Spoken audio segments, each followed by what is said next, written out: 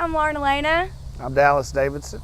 And we're going to talk about I Don't Want This Night to End. It's one of my favorite songs by Luke Bryan, and this guy wrote it. Where did you guys get that idea? Who else did you write it with? Ben Hayslip and Rhett Akins and Oh, Luke. Ben and Rhett and I are known as the peach pickers, and when Luke's in the room, we're the peanut pickers. So, yeah, I think Ben had that idea, and we were wanting to put a song with our hands up because we listened to pop a lot, and they're talking about the hands up in the club, and we wanted to do something in country to kind of. Got my hands up in the truck. Yeah, exactly. So of course we put rocking in my you got your hands up, rocking in my truck, which is what girls do sometimes. If they're having a good time. Yes. First of all, I just toured with Luke, obviously you came out there a lot. And that was my favorite part of every night during his set.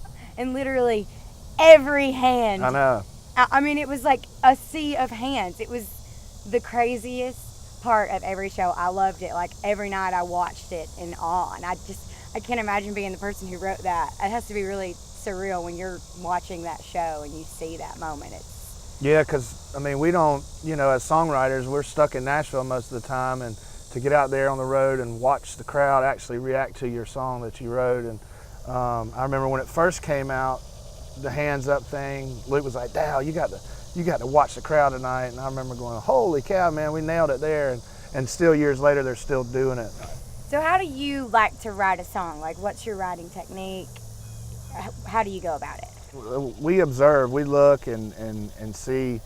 I'm always watching people and what they react to, especially in live concerts. I've learned now to go watch the crowd instead of the band on stage. No offense to all my buddies, but I got my back turned now, and I'm watching what they're popping off to, what they're reacting to. Yeah, and I remember when I first moved from Georgia to Nashville, I was trying to write something for my boys at home. I wanted them to be proud of me having a mouthpiece, so to speak, for them to say what they do.